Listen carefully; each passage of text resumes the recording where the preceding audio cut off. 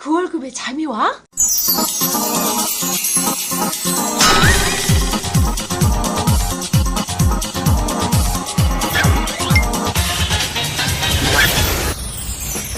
그 월급의 잠이와는 월급이 전부인 2천만 월급쟁이들의 불면증을 해소하는 방송입니다. 예, 안녕하세요. 반갑습니다. 그 월급에 잠이 오는 방송 모닝스토리TV 뭉치 양세민입니다. 네, 에세드 아빠가 안 계셔서 이름만 한번 불러드리고 저는 표대표 표현봉입니다. 네. 자, 에셀 아빠님이 요즘 바빠요. 자, 지난 시간에 이어서 오늘은 그 퇴직연금 관련돼서 그리고 그 중에서 DC형 관련돼서 조금 더 파고 들어가 보도록 하겠습니다. 자, 저희가 지난 방송에는 DC형이 뭔지에 대해서 얘기했다면 이제 오늘은 그럼 DC형 그래 오케이 선택을 했어. 그럼 그 다음 뭘 해야 돼? 예. 이게 이제 많은 분들이 이제 궁금해 하시더라고요. 저희는 되게 이게 아주 기본적인 거고, 뭐 이런 건 아주 기본적이고, 많은 분들이 당연히 이 정도는 알고 있자 생각했는데, 현업에서 저희가 상담해보면, 이런 간단한 것조차도 많은 분들이 어려워하는구나라는 생각을 좀 많이 했었고요. 그래서 오늘은 좀 기본적인 내용부터 한번 다뤄보도록 할게요. 자, DC형 선택을 했어. 근데 이 방송 들었는데 또 DC형이 뭔지 모르겠다. 지난 방송부터 들으세요. 자, 오케이. 그러면 DC형 선택을 했습니다. 그 다음에 이제 뭘 해야 됩니까, 이제? 네. DC형을 선택하셨으면 이제 운영을 하셔야 되는 거, 운영을. 근데 쉽게 말하면 퇴직 계좌를 하나 갖고 계신 거다라고 보고 그 계좌 안에 뭐 예금 상품서부터 뭐 주식형 펀드 상품까지 아주 다양한 상품들을 금융기관들이 제공하고 있거든요. 네. 그 안에서 뭘 골라서 운용할지를 이제 결정하시는 게 필요한 겁니다. 예. 말한 것처럼 이에 대한 책임은 본인한테 있고요. 본인이 운영 지시를 내리셔야 됩니다. 본인 말고는 운영 지시를 내릴 사람이 현재로서는 없습니다. 회사가 안 해줍니다. 만약에 본인이 하지 않으면 디폴트, 즉 원금 보장형 상품에 넣어놓죠. 이렇게 될 경우에는 몇 년 뒤 까보면 DC형인데 수익률이 왜 이래? 이렇게 나오는 거죠. 그렇기 때문에 DC형 제도를 선택한다는 것은 운용을 한다는 소리이기 때문에 그에 대한 운용을 지시를 내리는 게 첫 번째 단계이다. 네. 뭐 저희 방송을 꾸준히 들으셨으면 그거 어떻게 장기 상품인데 운용해야 될지에 대한 생각하실 텐데 일반적으로는 그래 뭘 고르지라고 시작하셨다가도 그 복잡한 상품들을 보면서 몰라 일단 그냥 원금 지켜지는 안전한 거 이렇게 선택해 주는 경우도 상당히 많죠. 네, 거기서 이제 저희가 투자 기준도 또 같이 좀 살펴보고 그래야 됩니다. 예. 네. 자, 그러면 이제 그 DC형 제도를 선택할 때 두 가지 케이스가 있어요. 처음부터 DC형을 선택하시는 분들이 있으실 거고요. 그게 아니라 대부분 케이스가 뭐냐면 DB형을 제도를 하고 있다가 일정 시점에 DC형으로 넘어오는 이 케이스가 있죠. 네. 그러면 첫 번째 케이스, 처음부터 DC형 제도를 했다라면 그 다음부터 어떻게 운영을 지시를 할까? 이 부분부터 얘기해 주시죠. 자, 처음부터 하셨다라고 하면 저희가 이게 비슷한 개념으로는 딱 연금저축계좌가 비슷한 내용이 될 거예요. 그렇지. 연금저축계좌 처음에 들면 장기 상품인데 세 가지 선택 그 안에서도 좀 있잖아요. 연금보험 있고 연금신탁 있고 연금펀드 있단 말이에요. 근데 저희가 뭐 이 시간에 늘 얘기했지만 장기로 놓고 봤었을 때는 앞서 말한 보험과 신탁 같은 경우는 물가상승률과 비교해 봤었을 때 그걸 이겨내는 해지하는 그 수익률을 만들어내기 어려우니까 장기 부분에선 투자하셔야 된다라고 말씀을 드렸는데요. DC도 여전히 정확히 뭐 마찬가지입니다. 그래서 뭐 더더군다나 사회초년생이 퇴직연금에서 이제 DC로 시작한다라고 하면 뭐 길게는 뭐 20-30년, 짧게는 뭐 10년 이상을 보고 자산 운용을 해가야 되는 거니까요. 펀드 포트폴리오 어떻게 구성할지 좀 생각하셔야 되는 부분이 있죠. 즉 DC형 제도를 선택했다면 그 다음에 말씀하신 것처럼 이제 펀드를 어떻게 운영할지, 물론 이제 펀드가 아닌 다른 그 원금 보장형 상품이 될 수도 있겠지만 일반적으로 펀드를 많이 선택을 하시죠. 그러면 펀드를 선택할 때 주식형을 할지, 뭐 채권형을 할지, 혼합형을 할지 이 펀드를 선택하는 거죠. 즉 운용에 대한 지시를 펀드를 어떻게 운영을 해라고 지시를 내리는 겁니다. 근데 DC형 같은 경우는 쌓인 금액이 있고 이제 처음부터 이제 불입을 하는 거잖아요. 그러면 연간 12분의 1에 대한 금액이 들어오면 그 부분에 대한 것만 어떻게 운영을 해라 이렇게 지시를 내리면 되는 거죠. 자, 그러면 두 번째 케이스, DB에서 DC로 전하는 케이스. 이 경우는 좀 다른 선택권이 있는 것 같은데 어떻게 운영 지시를 내리는 게 좀 필요합니까? 뭐 크게 차이는 이거라고 봐야죠. 목돈도 한꺼번에 들어오고 그다음에 DC로 옮겨가고 나서도 역시 적립형으로 계속 운용되실 수도 있고. 그 목돈과 적립금에 대해서 조금 구체적으로 이야기 쉽게 좀 얘기해 주시죠. 그러니까 DB에서 DC로 넘어간다라고 하면 DB로 이제 제가 받을 이제 그 퇴직급여가 되겠죠. 그 돈이 한꺼번에 DC 계좌로 한꺼번에 들어오는 겁니다. 그래서 만약에 제가 근속을 뭐 한 10년 정도 했어요. 그래서 퇴직금이 한 5천만 원 정도 나와요.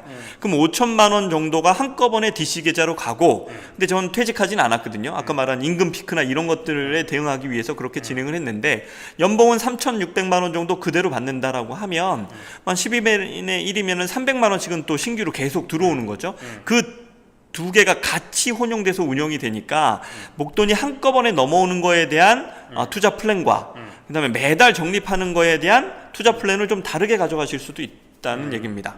그렇죠. DC만 할 경우에는 지금부터 미래에 들어올 돈만 신경 쓰면 되는데, DB에서 말씀하신 거 DC로 넘어올 때는 목돈이 한꺼번에 들어온다는 거죠. 즉 이거를 이제 여기에서는 우리는 과거분이라 불러요. 과거에 쌓였던 목돈, 즉 DB에 대한 부담인 거죠. 그럼 이제 매달 불입할 게 뭐냐면 미래분, 즉 DC에 대한 부담금, 즉 이 부분은 미래분에 대해서는 매달 돈이 들어온다는 거죠. 즉 이 두 가지에 대해서 각각에 대한 운영 방법을 제시를 할 수 있다. 이게 DB에서 DC로 전환될 경우에 다른 케이스다. 이렇게 운영을 달리할 때는 어떻게 좀 투자를 해야 되는지 간략하게 한 메시 한번 들어주시죠. 만약에 이제 은퇴가 임박하신 분들의 뭐 개념이다. 뭐 은퇴가 뭐 많이는 아니어도 이렇게 뭐 임박해서 다가오신 분들이다라고 하면, 그리고 이제 그 기업의 이제 임금 상승률이 평균적으로 한 6% 정도였다라고 하면, 제가 경제 활동하면서 꽤 높은 수익의 이제 퇴직 급여를 받은 꼴이 되거든요.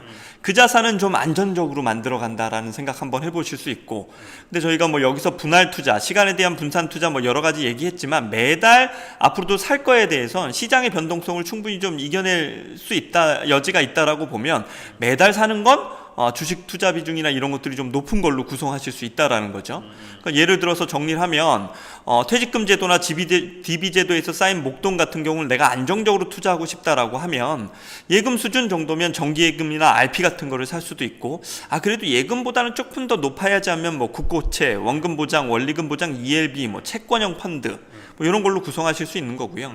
이제 DC 제도가 되고 난 다음에 매월 이제 납입될 부담금에 대해선 정시 투자 효과 저희가 감안해서 위험 낮추고 기대 수익률을 더 높이고 싶다라고 하면 조금 더 공격적으로 채권 혼합형 펀드건 주식형 펀드 이런 거 해보실 수 있다는 거죠.